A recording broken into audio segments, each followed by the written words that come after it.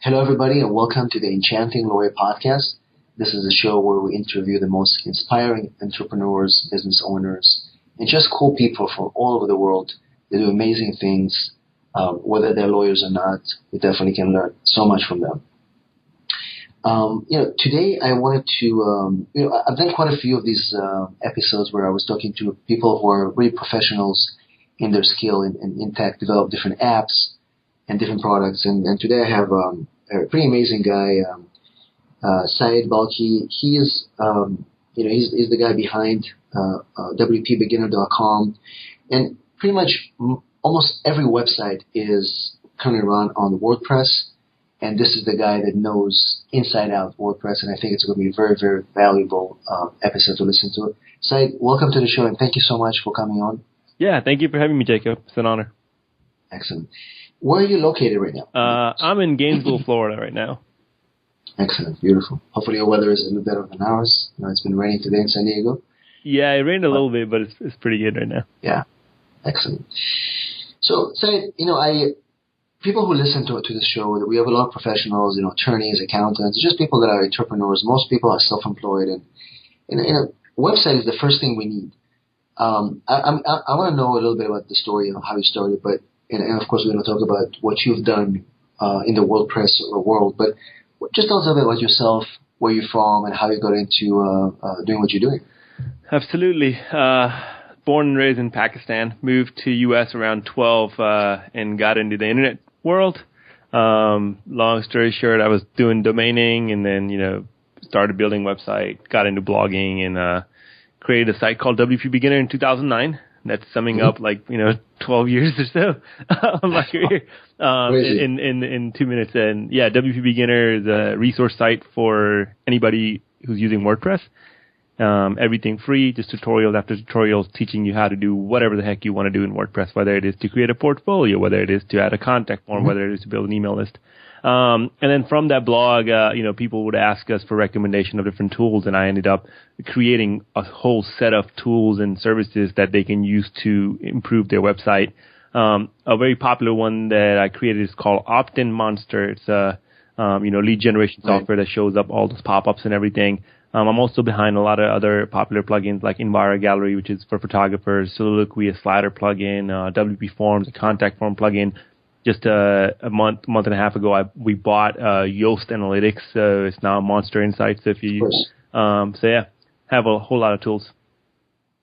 Yeah, I'm using Yoast myself for summer WordPress. It's a great SEO tool, right? Mm-hmm. We ended up buying his analytics tool, not his SEO tool. Yeah. Okay, but it's important Absolutely. Resource just to understand. Absolutely. Syed, I'm an immigration attorney. That's the main thing that I do, and I'm always interested in stories of people that are immigrants that came to this country and they've done amazing things. And I'm curious, as far as you being an immigrant yourself and a family of immigrants, how much of that influenced your entrepreneurial spirit and how in your drive to create something that is going to be successful? That us immigrating to U.S. had a huge impact on everything that I've done. When we moved here, my dad had to work at gas stations just to provide food for us. And at that time, I was just trying to figure out what I can do to help out my parents. And that's when I found the internet, and that's pretty much has been my motivation, just to make sure that the sacrifices that my parents made are not going to waste. So while other kids were playing Xbox and Wii or whatever they were doing, you were focused on actually doing something useful. In this case, use your skills as a computer guy to try to create something that is going to make money. Absolutely, yeah. Right. I love this. This is to me, it's I want to understand the process of just the creation of any product or any tool. But I also want to know about the person or who is behind this and why they're doing it. In your case, obviously you saw the need that back then, those tools were very, very basic. Mm-hmm. But I'm trying to figure out how did you come up with first of all the WPbeginner and the whole platform of trying to make WordPress a very useful tool and make it even more customizable for people who are going to be using it? Absolutely. So I was doing client work in 2006 and onwards, and I was trying to get rid of a lot of maintenance clients that we had. And I discovered WordPress in 2006. And I was like, this is a pretty cool platform. And as it was being developed and, it was, getting easier to use, I decided to, offload a lot of my clients, and said, hey, we'll move you to WordPress and you would never have to pay us a maintenance fee, basically. And, that didn't turn out to be the case. Once we moved them over to WordPress, they were like, well, how do I do this in WordPress? How do I do that in WordPress? And at that time, there wasn't a resource like a WPbeginner that was available. There were people that were charging hundreds of dollars to train people how to use WordPress. And I'm like, well, this should be free. And I ended up creating WPbeginner, just to answer the questions that my clients had. And other freelancers and developers started sending their clients over because they also had the same, issue that they just didn't want to write it, and I was saving them time. And then, I have a pretty solid background in internet marketing and affiliates space, so I knew the importance of email lists, and, we were collecting email lists from day one, practically. And all these software and tools that existed prior to OptinMonster were just buggy, would not scale, had all sorts of issues, and I tried all of them. And then I'm like, okay, I need to build something that works. So we built it out of my own need. So OptinMonster was created for me, and then and like anything that we built for, or I built for our use case, our users go and say, hey, why we want this? What are you using to do this, right? And what theme are you using? What plugin are you using? And then, with so much request, we're like, okay, we got to launch OptinMonster, or we got to launch this tool. And then the name OptinMonster came about. And then we launched it. So the whole premise behind it is that over 70% of the people who are, leaving your website are never going to come back. And you can see that if you go on Google Analytics, it will say 29% are, returning visitors, 71 are new visitors. And you're doing all the work, whether it is writing content or spending money on ads, and those people are coming and leaving. You don't want that. You want that user to, convert into an email subscriber or a customer. And that's what OptinMonster does. It has all these behavior detection technologies, so such as it tracks the user's mouse behavior and only show them an email opt-in form when they're about to leave, when their mouse goes outside of the active browser window. And you can do all sort of targeting. You can show a different offer from where they're coming from. And all sort of things. So that was the general premise, is to, convert abandoning visitors into subscribers. And then, as the product developed, we ended up seeing, there's a huge need for this in e-commerce, and that actually makes up a huge customer base of ours now. And right now things continue to evolve in the space because conversion is really the biggest issue. You can have a beautiful website, you can have all the ads you do, and if you can't convert, then it's not going to work. And I think this is I've used it a few times, and I think it's a great tool. But Syed, one thing that you mentioned, and I was listening to talking about WPbeginner.com. Back 2006, content was not supposed to be that much available, and specifically for free. That's why even in the marketing world, which now is totally different, but back then people were charging money as experts for you to give advice. And I can tell you, for example, what I like about this analogy is 2016 right now, as lawyers, professionals, even today, this market does not understand that content should be free. Yeah. Because information like that, imagine I'm an attorney and I build my website and I have all this stuff for free. How to do this? How do you do this visa? How do you do a J1? How do you do how do you get an engineer to this country? Giving all this away for free, building small resources like a WP beginner for whatever, make it a very basic one. This is really the future. This is where things are moving right now. Nobody wants to pay for information anymore. They want to pay for what is necessary. Well, and I think you identified it very, very smartly back then. Yeah. So I want to know two things.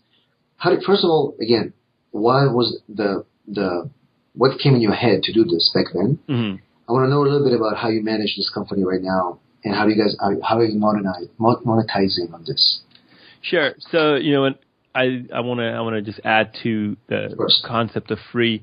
It's not necessarily just about information. You're giving a free information. You're actually buying trust, right? Whenever you're looking to hire somebody or buy something from somebody, you are going to do research. You're going to see is this somebody who's trustworthy. When you give out free information like this, all what you're doing is you're buying trust.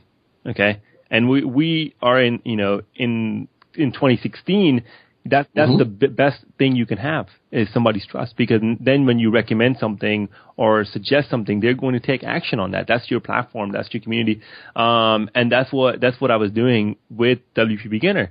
Giving the clients, right? I could have just completely left those clients hanging and said, you already paid me, peace out, right? But that's not the way we do business, and we've always been a customer focused company, because I know word of mouth is very important. Once I help somebody out, they're going to come back over and over and over again. And that's what, people don't understand. You have to think long term. You can't think short term. Oh, let me get X $100 an hour, for, this one client. I want to think, I want to get their business and their brother's business and their friend's business and their mother-in-law's business and everybody's business. And that's what was going on. Monetization in the early days was, it's always been affiliates. We would recommend different tools, different services, like, hey, I need to back up my website. Everybody should have a backup solution, right? And one of my favorite backup tools for WordPress is Backup Buddy. So I reached out to the folks at iThemes and said, hey, I want to recommend your tool. Do you have an affiliate program? And they're like, yes, absolutely. And so what that really basically means for everybody who doesn't know what affiliate marketing is I recommend a tool that I like, and if you buy it at no additional cost to you, the vendor pays me a small commission. And it's just out of goodwill. So that was the whole monetization strategy. And then, as we grew, we started adding our own product lines. But building that resource, I would still get like tons and tons of, consulting inquiries from different companies, because they were like, oh wow, these people really know what they're doing. We're trying to build, a WordPress resource, WordPress site or WordPress network or what have you. And, from really, really large companies. And they would email us and say, hey, we're looking for WordPress experts. We know you guys, can you do work for us? So that was like, we would get high end leads from that. But as well, affiliates was huge. And I think right now you have a team of people who work there, right? So absolutely. I mean, now we use WPbeginner as our media property, to keep adding value to your user base, but as well as to sell, our products. And we have a huge product line now. I believe like 8 or 9 different products that we have that we sell. These are premium WordPress tools. So yeah. What do you think? Looking at it right now, the way the platform is built, what do you think are some of the biggest challenges you have as far as continuing to innovate in the space? Because things are changing so fast. Right now, most people are spending their time on Facebook, on Snapchat.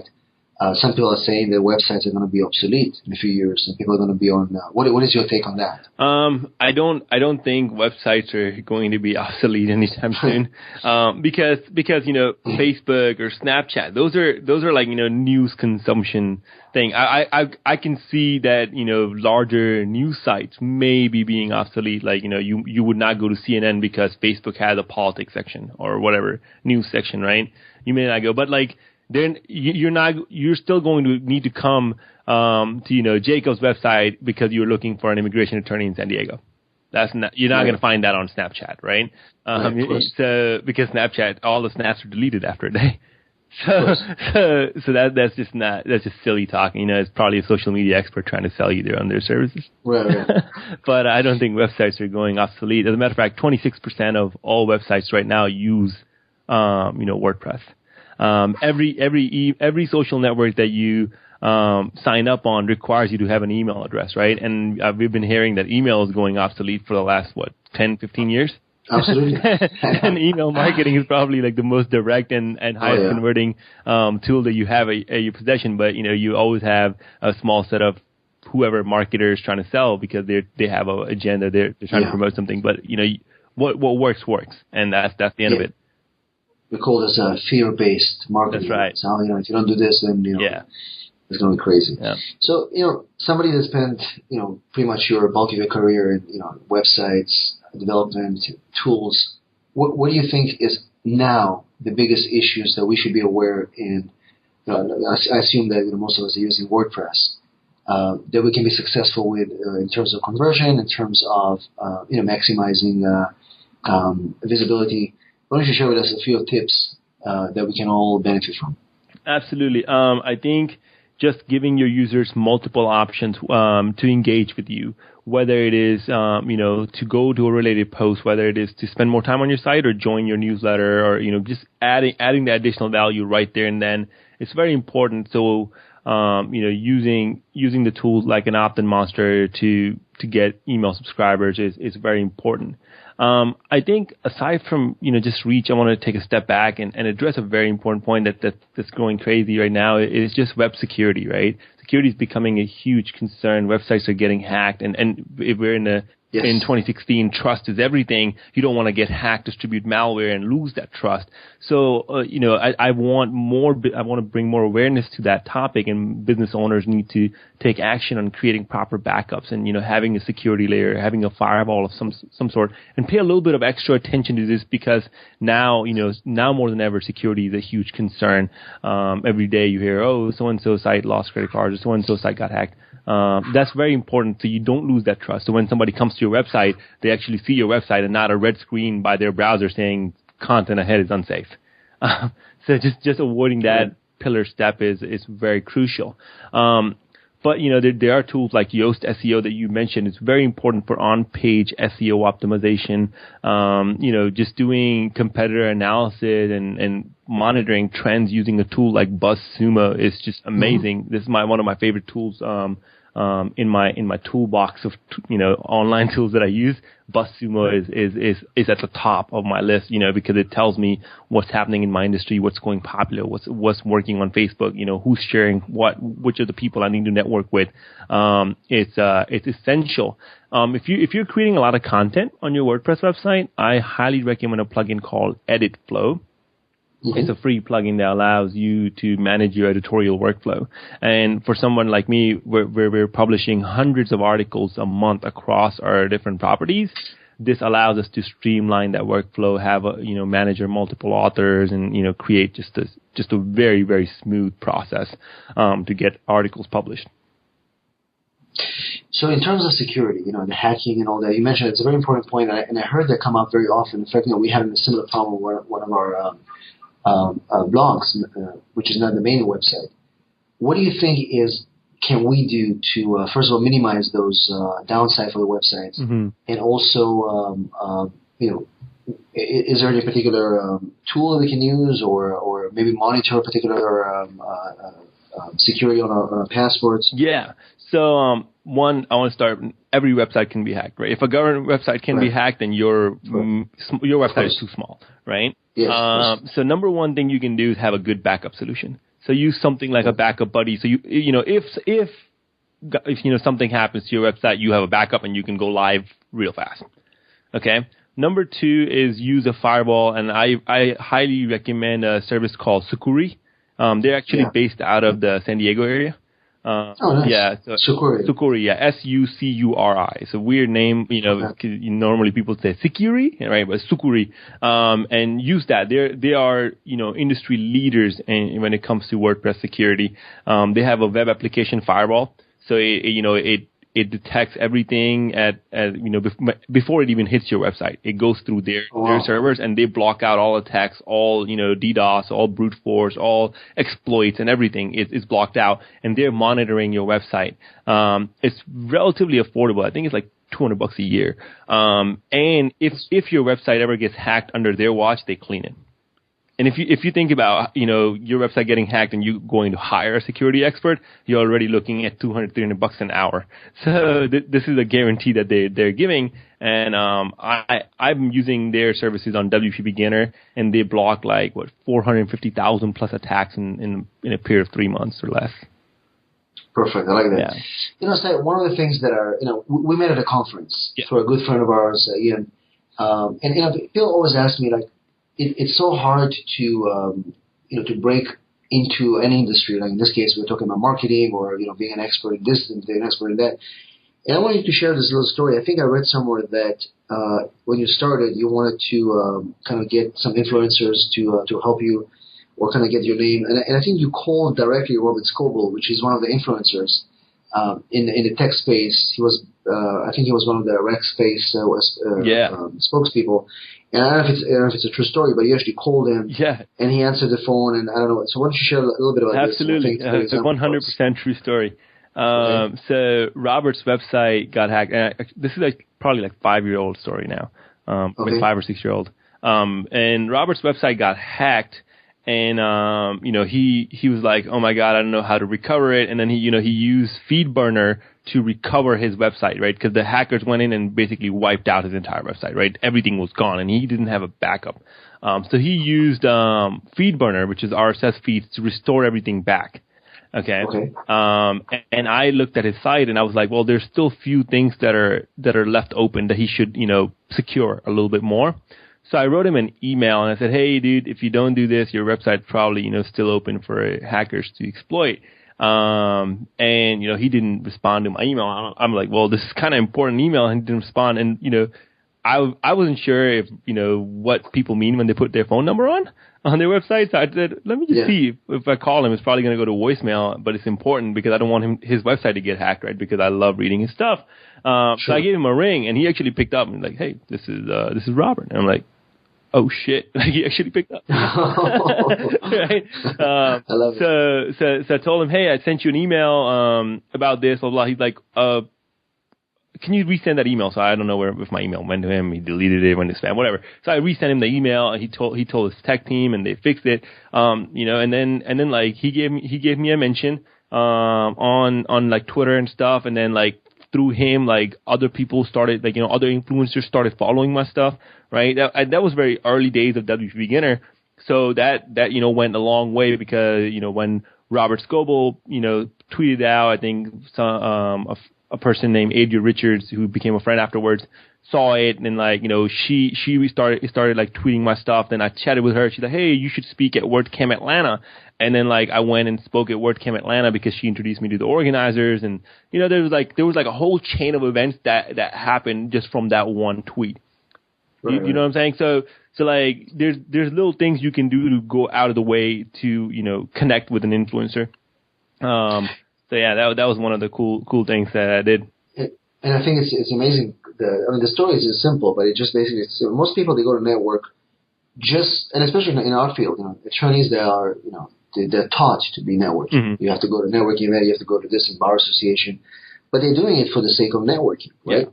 Yeah. And I think what you've done, you basically said, well, I'm gonna be out there, I'm gonna be connecting with influencers, whether it's going to work or not, providing them value first. Absolutely. You didn't ask him for anything. You just said, listen, I just want to help you. Yeah, I mean, like, you got to think of it this way, right? When like somebody is already an influencer, why would they want to network with you, right? I get tons and tons of emails where people are like, hey, can you promote me?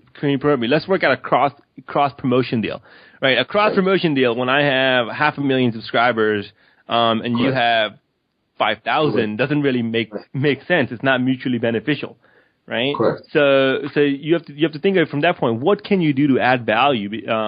And then just the little gestures count. As a matter of fact, Ian Clary, who introduced me to you, he met up with me at 3 or 4 different events.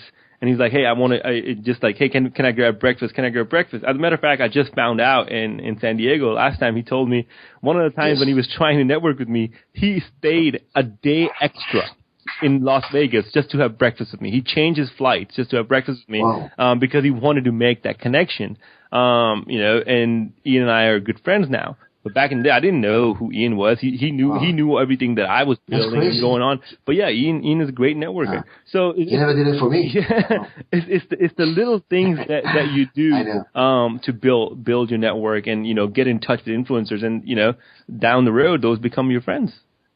Exactly, and like I said, it can apply in any field. You can be if you're an attorney, you can start reaching out to the top guys who've been doing it for 30 years, and maybe they don't know much about the internet. Yeah. So you can say, what? If I were you, I would start a WordPress blog and start writing about your career. Yep. And that's going to give you a status of an authority, because right now nobody knows about you except from your field. Oh, really? Well, what is a blog? I don't even know. You know what I mean? Yep. So you can always find something that they don't know, no matter who they are, how experienced they are. It's just this is the essence of of being a professional and somebody that has a vision to succeed, as opposed to just doing stuff for the sake of doing them. Exactly. Which I like. And I think, like I said, in your case, you've been a true example of that.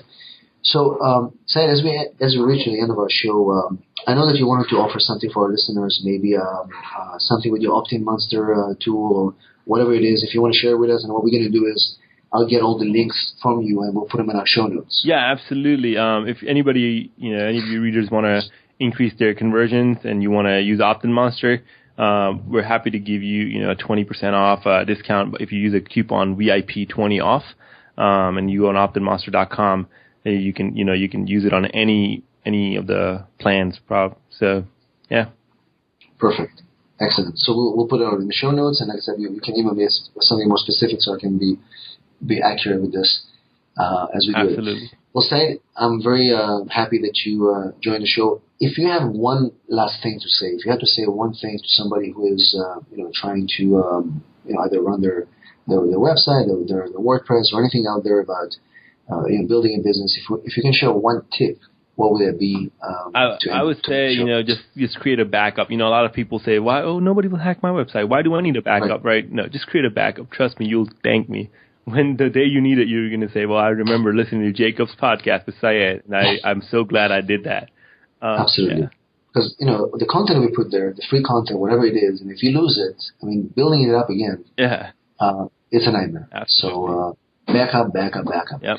Thank you so much, Syed. And just, if you can mention verbally where people can find you, whether it's on Twitter, on your website, or whatever, just so it will be on the show. Yeah, you can find me on syedbalkhi.com. I share tons of actionable insights there. You can find out about all my companies there and everything. Yeah. Excellent. Thank you so much, Syed, for spending the last 30 minutes with us.